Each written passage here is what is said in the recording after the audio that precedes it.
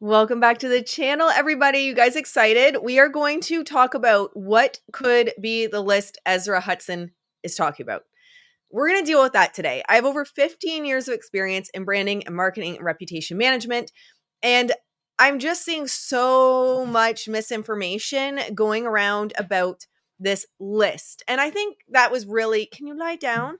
No, sweetheart. Sorry, guys. I'm alone with the dogs and they are not settling. So we're going to do our best today. I had slides to make it be all professional and nice and put together, and the dogs aren't cooperating. So it is what it is. Here you go, sweetheart. Have your chewy. So we're going to talk about that. And I do believe that there was, in my opinion, it was intentionally vague and intentionally muddy, the letter that Ezra had submitted to the court, because it would create confusion. But we're going to break that down. I also want to talk about a few things in regards to her letter that the more I sit with it, the more I go, that's odd. That's weird. Doesn't make sense. So we're going to talk about that as well. Hello, guys. Where are you guys coming in from? Let me know. We have an amazing community from all over the world. Hello, Leo. It's so nice to see you. Like the stream. Yes, please hang out. Break it down for us, Ashley. What a great start to a Monday morning. I'm so glad. It's so nice to see so many familiar faces. If you're new, drop in the chat. I swear it's such a good chat. Everyone's really sweet. Kansas. Oh my goodness. I love that. All right, my friends. First, before we dive too far into this, I want to address a little bit of a rumor that's going around. And it is a rumor.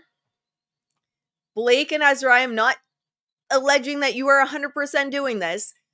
But I do want to address a rumor that is kind of bouncing around a bit. This is started on Reddit. I've seen the rumor, and it is from accounts that have traditionally been pro-Blake. And typically, I wouldn't have given this any thought. Like, it's just people stirring up crap online. However, if you've seen my recent videos and my recent shorts, you know that I thought that originally. There were people in comment sections, on my stuff, on other people's stuff that were saying, oh, these content creators are going to be getting hit with a subpoena. And other people saying, oh, there's going to be this list that they were on. They had to turn over a list. And they were saying this for like a week before Ezra ever talked about a list. And it was days before there was ever a subpoena for the content creators. I even had people commenting on my videos, and you could say they're just like speculating. It's just weird, right? People commenting on my videos that I was going to be hit with a subpoena. And I was like, what are you talking about? What? And then I got hit with a subpoena. So yes, I am one of the 16 creators on the Google subpoena. So originally I wouldn't have given this much thought, but I just want to let you know, there is a rumor. It is a rumor that allegedly the content creators are going to get hit with a protective order, meaning we won't be able to talk on it. So, it's alleged, it's just rumors on Reddit, but there are rumors going around that we are going to get hit with a protective order, and therefore we wouldn't be able to talk about the case. We wouldn't be able to talk about anything that's happening. We'll see what happens. I don't know. If all of a sudden everyone stops talking about it that's on the list, I saw that coming. It's just a rumor. Blake, Ezra, don't sue me. It is just a rumor that is going around Reddit right now. But again, like I said, it's just weird how all of these rumors in regards to their legal moves have been coming true so far. So we'll see. And even if, just cover my butt here, even if it is a rumor coming from Blake Lively stans, it could very well just be to get people to shut up, right? It could just be stans of Blake Lively that are saying this to try and get people to shut up. So that is going around on Reddit, and I just want to let you guys know. And the thing for me is, I thought the lawsuit, or the subpoenas, I guess it's all, the subpoenas to Google and X for me were a breach on free speech from the beginning. Everything I've ever done has been on what I've found on Google. I'm not regurgitating myself in every video, guys. People that are intent on misrepresenting me or misunderstanding me are going to. I'm not repeating myself on every video. I have statements that I've pinned on all my social media accounts. I have not been contacted. I have not been paid. I didn't even know who Wayfarer or Justin Baldoni were before any of this. And I don't mean that as a slight towards Justin. I didn't know who they were. To me, it just seems like from the get-go, it was a fishing expedition. And I actually want to break down some of the letter from Ezra's letter to the court that kind of give weight to that. And I'm not a lawyer. I have over 15 years of experience in branding and marketing. I mean, I'm not a lawyer, but it was just weird for me, some of the words that she used. So we're going to get into that as well. But just, a lot of the community members have been sending me screenshots from Reddit. And who knows? I'm not saying that's what Blake's team's going to do. It's just weird that this keeps happening. Okay, before we get into the list, this has been something that's been bugging me this weekend. Well, I did a video on Saturday, so I guess this has been bugging me since Sunday. If that happens, I'll start my own YouTube and talk about what I know as someone who worked in film in Hollywood. I love that. You guys are just relentless. I love it. Blake Lively camp has planted fake evidence. Yes. Mix it with you guys to describe they planted this evidence. I wouldn't even doubt it since they have nothing. They're fabricating it themselves. I wouldn't even honestly be shocked at this point, to be completely honest. Okay. So we've read the entire letter on a previous video. This word here is what keeps me up at night right now. Not in oh my God, I'm so stressed about that, but just I'm interested in words. In branding and marketing, you have to recognize words and be interested in words. 99% of my job, especially with newer entrepreneurs, is helping them fix their words because their words are not getting their brand seen. They're blending in. So when I was looking at this, it says after Tag was ordered to respond to the interrogatories, see docket number 355, Tag supplemented its responses, identifying a number of individuals who have spoken publicly about Miss Lively and this lawsuit, apparently at the behest of Tag and other Wayfarer defendants. That word apparently really gets me because to me, that's speculative language. To me, it tells us that there's really not hard proof because when I think about it, and again, not a lawyer, this is just me thinking out loud, I feel as though if there was hard proof, say Tag handed over a list and they said, these are 10 creators that we have paid or 10 creators that we have seeded stories to. They wouldn't be using the word apparently. And this is where we're going to get into what kind of lists do crisis PR firms have? Because yes, crisis PR firms have lists. Lists are normal. It is a completely normal part of crisis PR. And in fact, I would say Blake likely has lists as well. So for me, if she knew, and if there was a list from, again, let me know what you guys think in the comments. And I saw Brisbane. I think someone said Brisbane, Australia. I just saw that pop by. Hello. I lived on the Gold Coast for a year. Love Australia. Miss it deeply.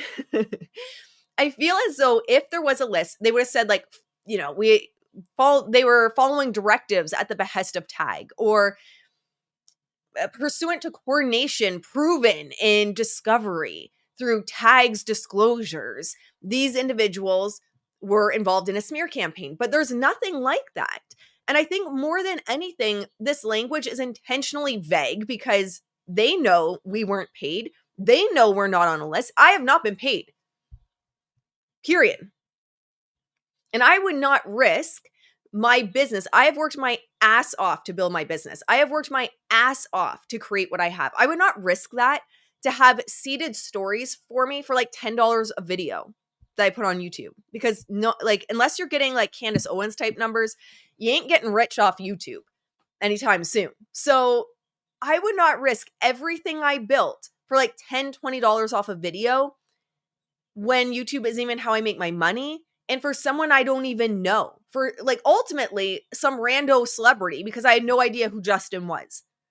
You couldn't even argue I was this crazy stan. And I was oh my God, I'm willing to risk my entire life and my money and my reputation because I've been such a stan. I've had his pictures on my wall since I was a kid. No, it's ridiculous. So they don't put anything like that. And I think it was very intentional because it seeds doubt in the content creators. And at the same time, kind of puts fear in the content creators. Cause then what's happened is many are like, oh my God, and I, even myself, I was like, kind of list what I be on. You start to almost like, it's psychological warfare, which is part of crisis PR as well. It's like psychological warfare. And I'm going, oh my gosh, did I do something wrong at some point? Like, I don't know, was unicorn butterfly 61251 XOXO rainbows butterflies like really a tag person? But then at the end of the day, also, it's not my responsibility to know if rainbow butterfly 6161 XO rainbows and butterflies is connected to tag at the end of the day. So it's absolutely absurd. So you need my private bank account information, my IP address, because Rainbow Butterfly may have sent me a fucking DM. It's wild. So that word apparently, first of all, really shows me that they have nothing. Now, another thing, I apologize for everyone that was trying to get this through my head, because again, not a lawyer. But I had a lot of people trying to explain this to me. And it was going over my head. And finally, last night, it clicked for me. And then so many people are going, well, yeah, I've been trying to tell you that. Right? I go, okay. I'm sorry. I finally get what you're saying now. Okay. So I'm going to share it with you guys. When something is designated as AEO in a federal case, one, it's attorney's eyes only. So in some cases, from what I can find, the courts are allowed to see it, but Blake Lively wouldn't be able to see it. And it's used to protect highly sensitive information like trade secrets or confidential business dealings. Now, what Ezra has alleged in this letter, according to my understanding, is basically that Blake Lively has received all of this backlash, even by the content creators that have been swept up in these Google and X subpoenas. She has received all of this backlash, but the backlash is Tag's fault. It's not our fault. We don't want to have to do this. We want to be, allegedly, this is what, read between the lines, allegedly, we want to be able to tell them. If they call our office, we want to be able to tell them that, we got this from attorney's eyes only. But because Tag obscured that they're on a list through attorney's eyes only, we can't. And now Blake Lively's being attacked again, is my understanding of what's happening. But the weird thing is from what I can find, you can't issue subpoenas based on AEO. From what I can find, and I could be wrong. But Blake shouldn't have even known who was on that list if it is AEO. So how did Blake know? How did you issue the list? And how is it only apparently? Apparently at the behest of Tag. Well, I thought you said that this was all some kind of like coordinated smear campaign and you have proof of that, and that's why we're being subpoenaed. And the only reason Blake's receiving backlash is because it's AEO and you can't tell us that we're on a list. Like, anyone else starting to go, what the F is happening? Subpoena Queen complaining. Hey, Chris, how are you? It's so nice to see you. Whoever said I don't like Blake Lively for free, you're a genius. I would say put that on a t-shirt, but you'll probably get subpoenaed if you do.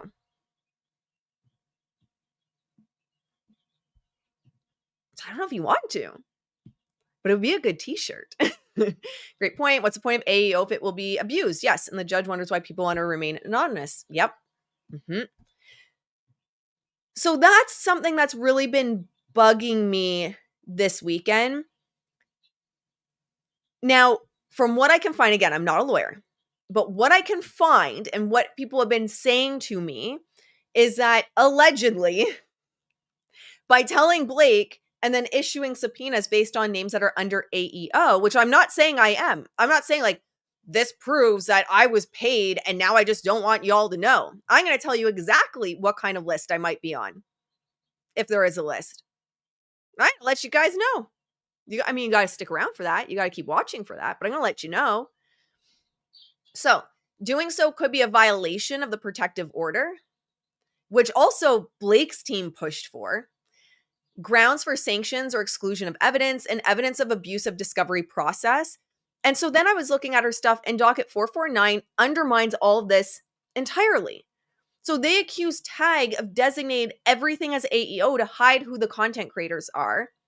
But now they're using that information as if it's public and actionable. They're trying to have it their cake and eat it too. They're saying, well, no, everything is hidden and we can't say who those people are, but also it's Blake's right to be able to face, essentially these people and have information at meet and confers and to subpoena them, et cetera, et cetera. Well, what is it?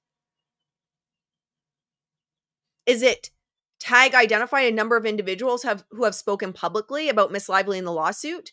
Or did Tag designate all of it as attorney's eyes only? You need that taken off because it's obscuring Tag as a source of the information. I thought you were a millionaire now, allegedly. Me? Yeah. From all the millions and millions, I mean, you would know. I wouldn't have to say anything, but like I said in a previous video, you would know if one side or the other paid me because my fee would be like $100 million because I'd be taking care of my farm animal sanctuary, paying my mortgage off, uh, getting a bigger property to rescue more animals, and having enough money to maybe donate to helping, sharks and ending animal research and live comfortably and take care of the animals comfortably after I die. Like, you would know. I wouldn't have to say anything because all of a sudden I would disappear with my monies, with my $100 million. Like, it's not going to be $10 from a video, and it's not going to be within either side's budget to pay me off. Sorry, it's just not. It's so ridiculous. It is so, and it's reckless to be making these accusations and then double down in the courts. But that's what they do, right? They issue these, I see people saying, is this to hide Van Zandt? I think all of this does, if you want my honest opinion, I think all of this does is bring more attention to Van Zandt. Because now you potentially have two sketchy ass subpoenas that were sent, obscuring the truth and like on this fishing expedition, using litigation privilege and using the law as a shield. So in my opinion, it's really the same thing. It's two subpoenas, two fake, in my opinion, Blake subpoenas that are being abused. Yeah, to me, exactly. To me, this isn't necessarily, I don't think they're that smart, if you want my honest opinion, to do this to try and hide Van Zandt. I think this proves that they will issue sketchy subpoenas to bypass things, hide it in the courts, and do whatever they need to get what they want. I think it also proves Justin's case. She will do whatever she wants to get her way. I would actually love to see big time media pick this up as the two subpoenas, like almost like a, what's his name from the New Yorker, Taylor Swift's friend. Someone help a girl out. Oh my God, I can't think of his name, but he was one of the original ones that did the Me Too. Anyway, some kind of like expose deep dive between the two. I'm not going to do it right now because I'm in the middle of this, but someone should. But to me, it just amplifies the fact that this is a known tactic they use, in my opinion only. My opinion only. From what I've seen, no one has paid me for that. If anyone's watching, Ronan Farrow, yes. Thank you. Thank you, my friend. So nice to see you. My opinion only. No one has paid me to say that. I feel like I have to put a disclaimer on everything I say because someone's probably watching this and going to twist my words. So again, it doesn't make sense to me. And then when we get down here, it says, moreover, these misdesignations, so the AEO, attorney's eyes only, are having very real impacts. For example, if Miss Lively issues subpoenas, oh my God, there's a fly in here. I swear it's Blake Lively. There's always a fly when I talk about her. It drives me crazy. We live on a farm, for those that don't know. We have a farm animal sanctuary. So flies make an appearance sometimes because my office is at my house. So moreover, these misdesignations are having very real impacts. For example, if Miss Lively issues subpoenas related to individuals and tags interrogatory responses to marshal evidence about their involvement in the smear campaign, she will be hindered in her ability to meet and confer or respond to questions, and will be unable to explain to such subpoenaed parties that the discovery directed towards them is based in part on the fact that Tag identified them.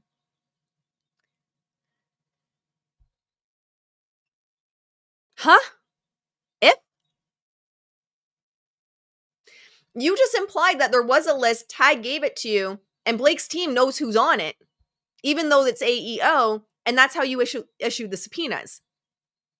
But now you're saying if she issues subpoenas? I thought you already did. I thought that was the whole point of this, that you issued subpoenas based on the information that Tag gave you, and now you're upset that you can't defend your client and Blake can't defend herself because the names are hidden under AEO, so you can't say, even though you just did an illegal file. So ridiculous. Sorry, I have to laugh. It's so ridiculous. It's like, we can't tell anyone that they were on an AEO list, but just FYI, everyone on Google and X were on an AEO list. Like, it's just so ridiculous. Blake's spy flies, probably. We're like in Black Mirror territory now, guys, for anyone that's watched Black Mirror. So right, does anyone else see that? So a list exists, they're saying, and that list basically is justifying people seeing Blake as the aggressor, not the victim. So they blame Tag for Blake's backlash. But now they're saying they haven't issued subpoenas based on people on the list. So they're playing it both ways. It's just ridiculous. So now I want to look at, we're going to go segue right over just in case the dogs start being silly. We can make sure we get everything I want to get in. Like, this is, it's got to be Black Mirror. There's going to be a Black Mirror episode about this. They're so confusing. Exactly. And I think that's the point. If you guys want my honest opinion, Justin did not pay me for that. Tag did not pay me for that. I don't even think Tag is his PR people anymore. Like, it's just ridiculous. But I think that was the point of like creating creating confusion. I need more coffee. Okay. So now I want to get into, so I don't work in crisis PR. That is freaking fly. That is a totally different animal. Totally different animal, crisis PR. And when you're looking at run of the mill everyday reputation management versus crisis reputation management, different animals. Okay. And I have worked alongside crisis PR teams. And I have also given my advice and consulted with large teams on how to handle things in an age of social media. But I myself do not work in crisis PR. Different things. But I have been part of teams. So if there is a list, I want everyone to be prepared. The flies a Blake bot. You know what's so funny is that if there's ever a fly in the house, it only finds me when I'm doing videos on Blake. It is wild. I swear. There's some kind of like, she has, I don't know, like a voodoo doll or something, and she's like stabbing it when I do videos. I don't know. It's bizarre. Okay. Because I want to prepare everyone for there may be a list. But I also want to get ahead of it so that everyone can stay calm. Because here, I can speak for myself. I wasn't paid. I wasn't contacted. So I know that 100% I am not on a list that says we paid Ashley $1,000 to say stories. So my brain got working thinking, okay, I know for a fact I am not on that list. So I want to help people understand that there may be a list, and what could that list be? Hello, Leanne. It's so nice to see you. So let's get into that. Crisis PR teams will utilize, and you might have seen me talking about this on Instagram and I think X over the weekend, watch lists. Okay. So we're going to have watch lists that are involved in a crisis PR situation. You have got to have one. Like, this isn't sketchy. It's not, oh my gosh, Justin Baldoni's doing something sketchy because he has these watch lists. It's not he's paying people now or he's making contact with people. I guarantee Blake has one too. And on the green list would be expatriarch. And on the red list of people that are against you would probably be accounts like mine, right? So this is very normal, standard crisis PR. I think I actually have a link up with some of the top apps and platforms that companies can use for this. That's how common and normal it is. Okay. I'll show you guys the list. But this is very normal. This is a proactive approach in the very beginning, and it's essentially active listening throughout to monitor mentions, sentiments, and trends across various platforms to identify potential crises early and respond effectively. So, as an example, say I am on a list. Okay, let's say I am on a watch list because I am using certain talking points that may align, doesn't mean I was contacted, but may align with the Wayfarer parties and the narrative they want out there. If I start on, say, like I use color code, I'm very visual. So say I'm on a green list of someone that is aligning with the talking points that we want. They are appearing to be pro-Justin, etc. And all of a sudden something comes out and I'm now on yellow. I'm neutral. And I'm going, ooh, I don't know, guys. Something's off here. Or overnight, something Blake does and I flip and all of a sudden I am in the red zone. I'm like, he is definitely a predator. I 100% back up Blake. That is, so let me know in the comments if this makes sense. Does that make sense on how watching an account that is either pro or against helps you? Yeah, and it's alleged. Exactly. I'm not saying they have this list. I'm saying crisis PRs have this list. And I'm not even saying this is what they have.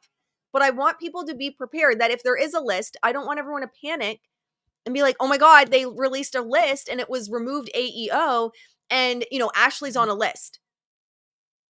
Because I know I wasn't paid and I know that I wasn't in contact with anyone. Full stop.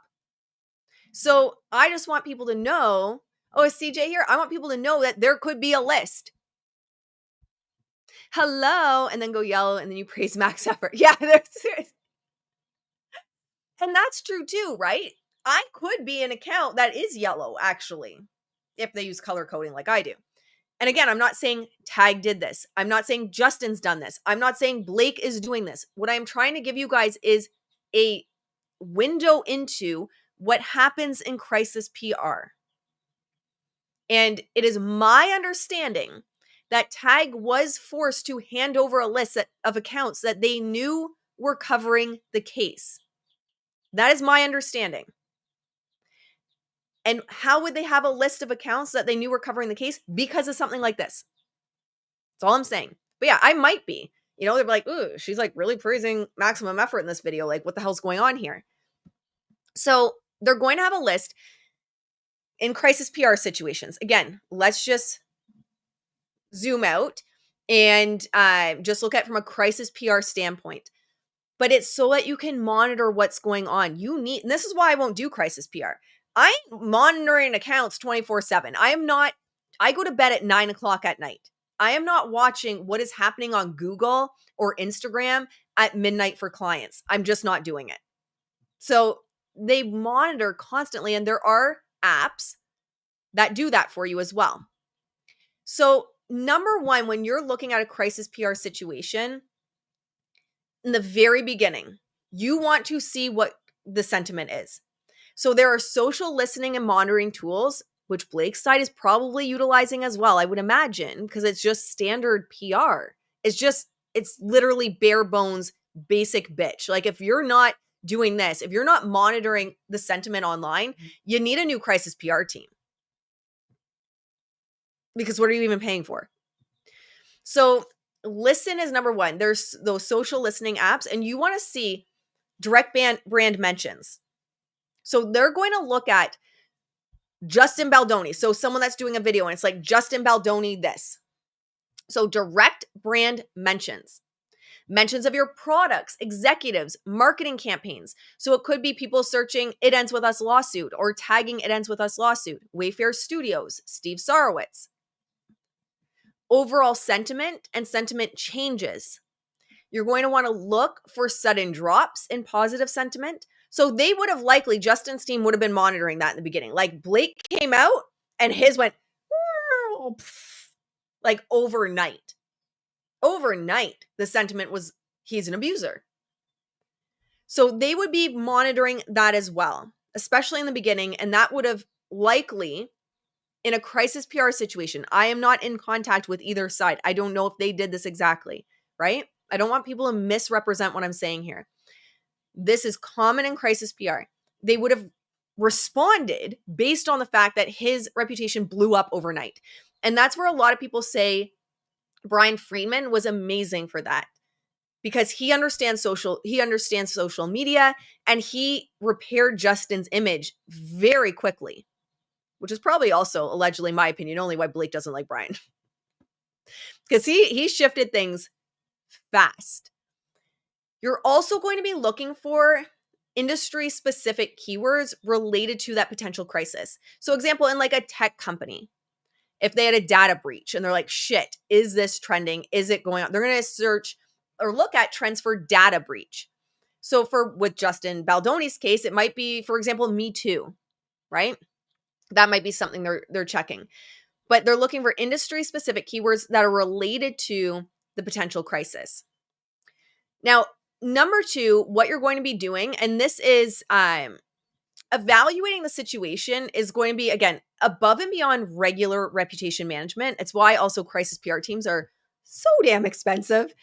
But you're going to be looking at like negative media coverage in major outlets, executive or brand callouts by influential journalists, social media personalities. So that's where you might get like the big ones in the beginning, right? You're noticing like Emily D. Baker. And I'm not saying anything. I love Emily. It was just the first big name that came off the top of my head.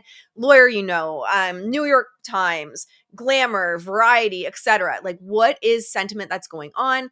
What journalists are speaking out, incidents involving employee misconduct or ethical violations. So that was a big one, right? They're calling Justin out, saying he had this misconduct and ethical violations.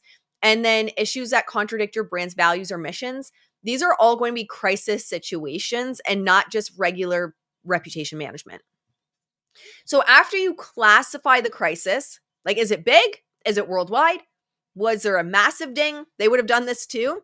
If you watched my video, I think I just did a short on it. We touched on it briefly, but the Coldplay astronomer CEO, I said in the first 48 hours, you're just kind of like assessing everything. You're not making a statement. You're not doing anything but assessing. That's what you're doing. And then you draft your response, launch your crisis response, and then you go back to active listening. You don't just drop it and you're like, all right,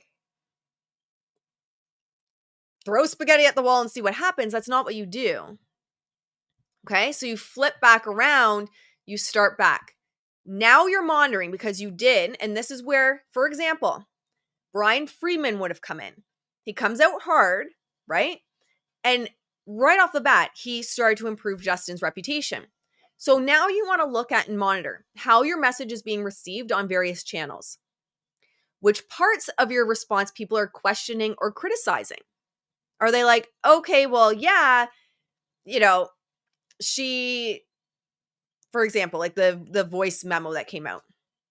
Are people saying that like he was out of line and he was creepy because he left her a voice memo at 2 a.m.? Like, what's public sentiment, right? You want to always be looking at it. Public relations people have lists of people who speak well and those who speak badly about a situation. This is normal. Exactly. It's literally normal. But that's what I'm saying. I think this is the list that Ezra's referring to. I don't think she's bold-faced lying about there being a list. I would hope not. I don't think she would risk her license, I imagine, for that. So I think to kind of play both sides and create murkiness, I think this is the list that she's speaking of. Oh, so now I'm forcing people to unmask. Yeah, it's kind of wild. Okay, so they're going to look at which parts of your response people are questioning or criticizing and how that's picking up steam. Who's amplifying your crisis? Is it journalists? Is it influencers? Is it social media? And that can also, in a crisis, give you feedback on what to do. Are social media influencers, are content creators picking up your story more? Well, then you might be not feeding them stories, but you might be watching those accounts to be like, okay, they're coming out of the gate and they're defending him on that voice memo. And they're saying, guys, this isn't creepy. She sent him a text message. And instead of sending another text message and fearing miscommunication, he sent a voice note. There's nothing creepy about that. So now they're watching certain accounts allegedly, again, this is just normal as is being said in the chat. This is totally normal. So might watch, they might be aware of accounts that are saying, no, guys, like, what are you talking about? That is, he was responding to a voice note. And so then they're also monitoring that maybe legacy media is saying, no, that's creepy. That's weird. He shouldn't have done that. And you're just watching. Okay. Whether sentiment is improving or worsening, something else you're going to watch, because that is going to, if, for example, content creators are doing the work for you. And I think there was also text messages where Melissa Nathan and them, and correct me if I'm wrong, but text messages that they were basically like, and I think Jed Wallace had said, we don't need to do anything. Like, people are out there organically already doing this. We don't have to do anything. If people are already carrying that message for you and improving your reputation by picking up what you've said and defending you, etc., organically, well, you don't really have to, and it might be in your best interest not to go hard on PR. It might be in your best interest to take a little bit more of a passive role and let the content creators do it for you.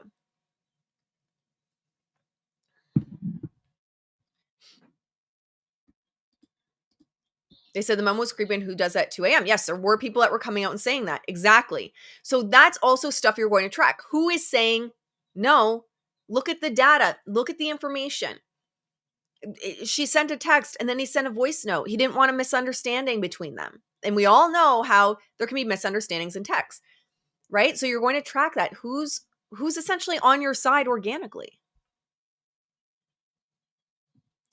The judge is ordering DN. Yeah, that's probably mine. The motion to squash. Motion. Oh, fuck. Now I'm saying motion to squash. Motion to quash. Oh, my God. Leanne and I were joking. Damn it, Leanne. It's a worm now in my head. Leanne and I were joking that it's motion to quash, not motion to squash. And here I am now saying motion to squash. Damn it. Yeah. Damn it.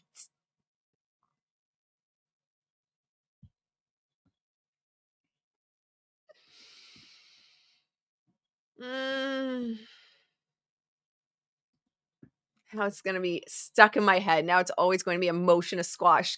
Okay. Anyway, if one came up on the docket, it's likely mine because when I filed it, I didn't realize you had to put your phone number and your address. I had no idea. I just thought you're like, hey man, hard no, you're not getting my info.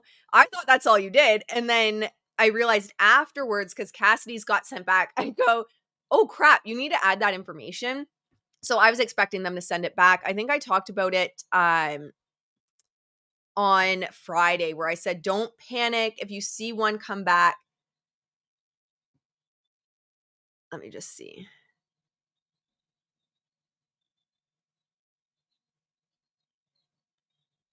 Yeah, if you see one come up, I see there's some new ones today. It's just mine and it's totally my fault. It's not the judge's fault. Totally my fault because I had no idea. Not a lawyer. So anyway, my fault, and I'm going to fix that today and get it resent off anyway. So that should be up in the next few days, because what we have to do before the 31st is get that up, and then, oh, really? Well, my real name's out there anyway. And see, that's the weird thing too with all of this. Like, if she genuinely wanted, and I think Lauren's said as well, like, she uses her name. I have a freaking website. Like, it's not as if I'm some mystical, magical fairy online that no one can nail down who I am. Which is, it's just weird. Let's not forget that Blake watched how Taylor seeded her PR by making people unfollow someone. And I do think that was a piece of it. Yep. I do think that's happened, right? Love Taylor or not, she's definitely no. Now I'm like singing Benson Boone. We're just off the rails today, friends. We're motioning to squash and mystical magicaling it all over the place. Moonbeam ice cream is what I'm in the mood for. Oh, that's what Bruce from Oregon. He's awesome. He did a great video on this. And thank you for reminding me, because I did want to mention his YouTube. We can pull it up because I actually think I still have a tab open because I was watching it this morning. You are a beautiful, magical person. Well, you guys are so sweet. I love you guys. Now I'm just like, I'm just lost. Okay. I lost the plot. I remember once a client sent me an email and she's like, I'm lost in the sauce. And I was like, what is lost in the sauce? I was lost in the sauce trying to figure out what lost in the sauce is. So anyway, this is all normal, guys. If there is a list, I don't want you to panic. If you are a creator that is named in Google or named in X and there is in fact a list, please don't panic. You know you didn't do anything wrong. You know you didn't receive payment. You know you weren't in contact with anyone. Like, I know I didn't do anything wrong. I would not risk my reputation. I would not risk the trust that clients have in me. Some like public figures. I love working with new entrepreneurs. I work with new entrepreneurs, but I also work with public figures. I would not risk the trust people have in me for it to come out that I was paid for my opinion. I wouldn't. And like I said, you would know if I was, because I'd be on like a $10 million farm and I'd be like showing you guys every day about the 50 new cows I rescued and the 100 new goats I rescued and shit. And you'd be like, Ashley, where'd you come up with like $100 million? I'd be like, wouldn't you like to know? I mean, like, and I suck at keeping secrets anyway. So, there's also that. But anyway, that list is totally normal, guys. If there is a list, don't panic. I genuinely believe that letter was vague to intentionally incite panic. Bill Sesh joined the squash sesh. Yeah, the squash sesh. Why does that remind me of Brooklyn 911? Right, I don't know why that. Maybe they say squish. I don't know. We're so off the rails today. You need a good laugh, though. You need a good laugh, because if you don't laugh, what else are you going to do? You're going to cry like I did the other day. Not because I was sad, but just because I was so overwhelmed. It's all smoke and mirrors. I agree. I wouldn't be shocked if we see legacy media, especially People magazine, pick up that, Blake, people are making her the bad person, but all she's trying to do is follow the orders of the court or something like that. I wouldn't even be shocked. It is overwhelming. Yeah, it is. It's kind of wild, right? It's wild. Okay. What else did I want to? Actually, we can check really quick and see what's going on.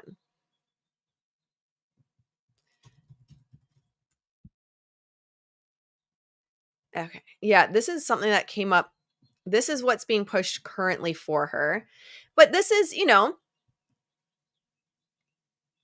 the victim narrative that they're pushing out.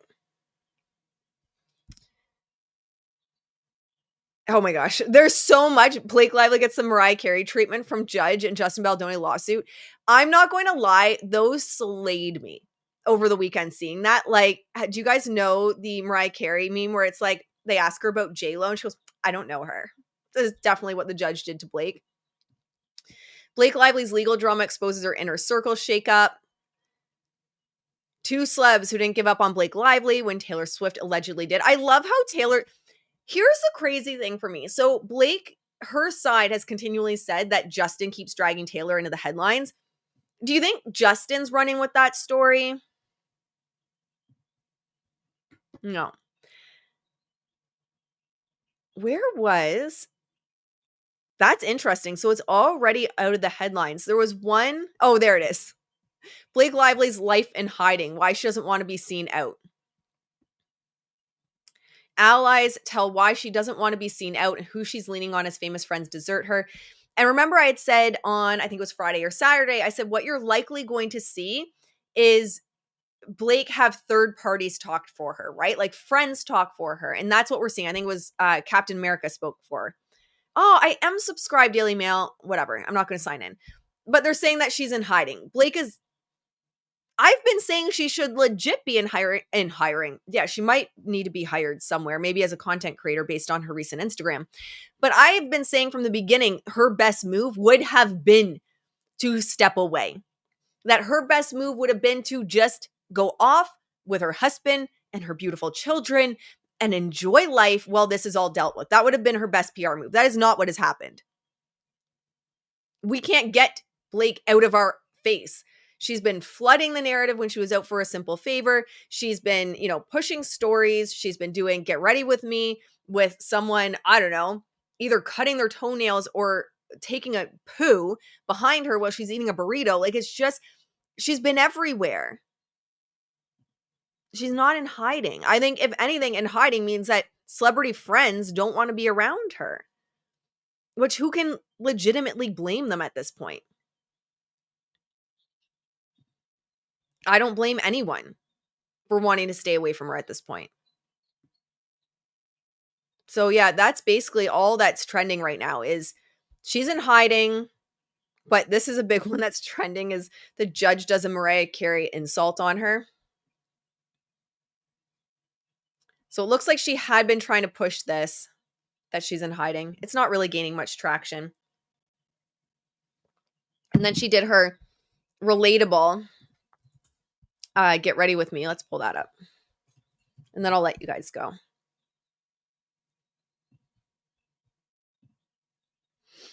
Oh, and I wanted to show the Bruce from Oregon, which is literally the best handle for YouTube. Like, are you kidding me? That's amazing. I love it. So simple. So good. Okay.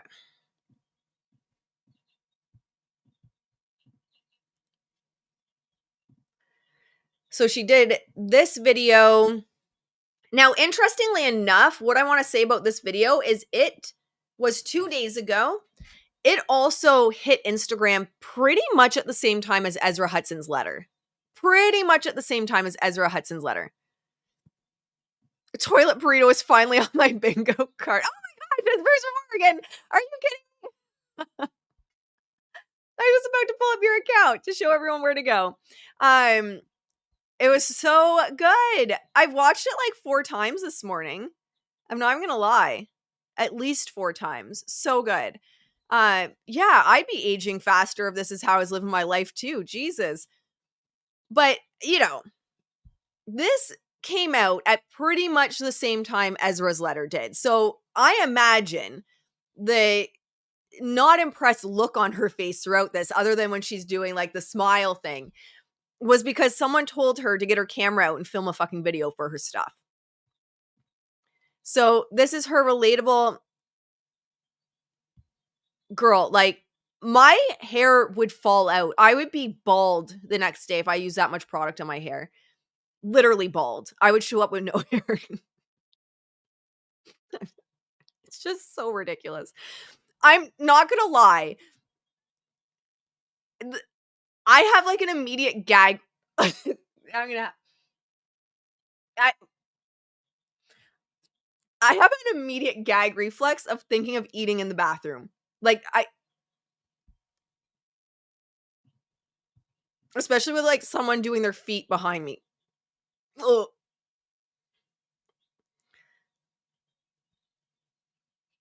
Yeah, like someone's doing their feet. I don't know if they're painting their toenails or what's happening. They're in a towel back there. Now it's blurred out. So she didn't blur them out at first and then blurs them out. I don't know what is going on behind her.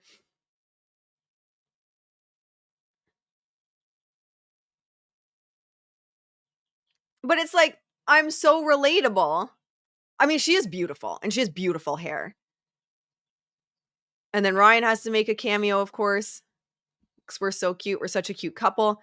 I mean, her hair does look fab, but do you need that much product? It's pretty interesting that it's no longer like the hair that hasn't been brushed in a week vibe. It's polished, it's sleek, it's shiny. It's kind of got that like old vibe, right? I don't know, man. Now the toilet seat's up. The toilet seat was down, then it's up, and you're eating a burrito while someone's doing something with the toilet seat. The house is beautiful. All of the pictures they've shown of the house, like, they have my dream house. Legit, they have my dream house. It's just E. coli alert. Like, I can, you know what's funny though, is I can eat I don't even really eat sandwiches unless it's peanut butter and jelly. Peanut butter jelly time. But I don't really eat sandwiches because I'm vegan and not a huge fan of like the fake meat. But I can eat something in the barn, cleaning out like horse stalls and that, but I can't like bathroom, disgusting. She didn't do her hair like that all on her own, yeah. Fair enough. Plastic surgery, beautiful, yeah. She has fabulous hair. I don't know, man. It's, she didn't do her hair that herself. It was probably edited. I wouldn't even be shocked, but now I'm going to get a subpoena for saying it's edited. So, there's that. But the toilet seat's up. It was down. What happened in the toilet seat, Blake? What happened? I don't know, man. Just when I think that I kind of feel bad and I should let up on her, she pulls stuff like this trying to be relatable. I'm like, girl, it's just not relatable. No one is eating a burrito in their bathroom. I can promise you that. I just promise you. So ridiculous. Okay, let's pull up Bruce from Oregon's YouTube channel. Such a good video. I'll show you guys the video that's literally still up on my browser. So good. And then I'll let you guys go because now I'm just rambling.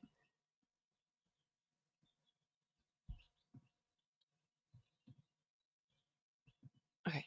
This is like my 4th time watching it through, so I don't know where. I'll grab the link.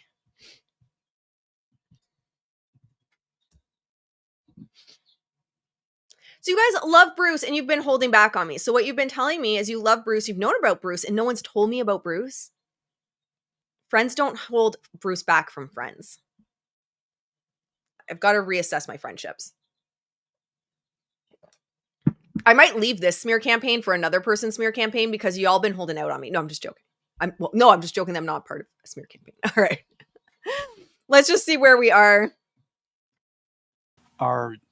doing decision making about what to do in a process. Oh, where's the one part I don't know? Oh, here we go. Yeah, I love this. I'm visual. I have my little slides, but I love writing it down as you go. Oh, brilliant. What we want to do, we want to categorize. There's known information. Okay. I know my AdSense revenue. I know my bank account information. There's known, unknown information. Oh, okay. I didn't know that. So, maybe one of the YouTube content creators has a monetized channel. So their AdSense revenue is going somewhere. I just may not know where it goes, but I know it goes somewhere. That's a known unknown. Okay. I know what I don't know. The third, I have a known unknown.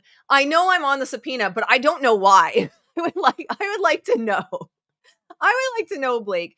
But I love this. And there's so many good points in this video too, of even saying, you go watch the full video. But the thing that really caught my attention, which I never even really thought of, was, okay, so you get this bank account information from AdSense, from YouTube. And because if you have a monetized channel, you have to set that up through AdSense. You have to include your driver's license, I believe, if memory serves, and your bank account information, etc., so that you can get paid. But who's to say you only have one bank account? Like, I'm not trying to give Blake ideas or anything, but like, who's to say you only have one bank account? Like, what do you get with this information? And it was such a good point that I hadn't really thought about. One, which is the tricky one, is the unknown unknowns. This is where, I don't even know what I don't know. I don't know what I need to be looking for. Does Bruce from Oregon have one bank account or 6 bank accounts? We don't even know. We may not even be thinking about that. It's a critical error in logical, reasonable thinking.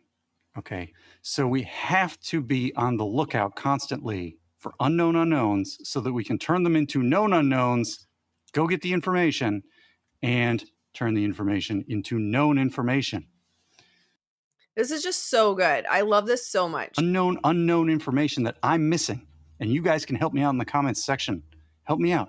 But this is my thought process walking through it, right? You subpoena YouTube, all you're going to see is the AdSense revenue I made. You might get a bank account number if they give you that. But the problem with that is that may not be my only bank account. So good. So I'm not going to play anymore. Go check out Bruce's account. It's excellent teaching style. So good. Also, there's YouTube Premium, but that is the creator paying YouTube, not the other way around. That's true too. Very good point. Which I didn't realize how much I needed YouTube Premium until I had it. But it's just so absurd, all of this. But anyway, guys, I was like, I'm going to keep this under an hour today because I tend to talk way too much. Can you play just a little bit more, please? No, you got to go support Bruce. Go support Bruce. I'll put his link in. Again, I'm getting off anyway. You can go hang, and I said with love. But go, yes, it's okay. I'm getting off in a minute. I'm getting off in a minute anyway, so you guys can go hang out with Bruce afterwards. Leave a comment, like, subscribe, do all the, as Emily D. Baker would say, YouTube things over on his account. Fantastic video. Like this stream as well. But yeah, guys, so I would say don't panic if you see the judge kick back one of the motions to squish, squash, quash, because that is likely mine. Number two, I'm interested to see, someone said earlier that tags should make a statement. I would like to see something like that, or a letter to the court or something, which they may do. Like this all happened on, I think it was Friday, by Blake's team. So they may be making a response today in regards to that. And in fact, I would imagine they have to, because Blake is pretty much like, we're forcing you or compelling you to remove the attorney eyes only. So they're likely going to be forced to put something up. No subpoena for me. Bruce is like, I don't want to be mentioned on this channel. Are you kidding me? I don't want to catch a stray subpoena.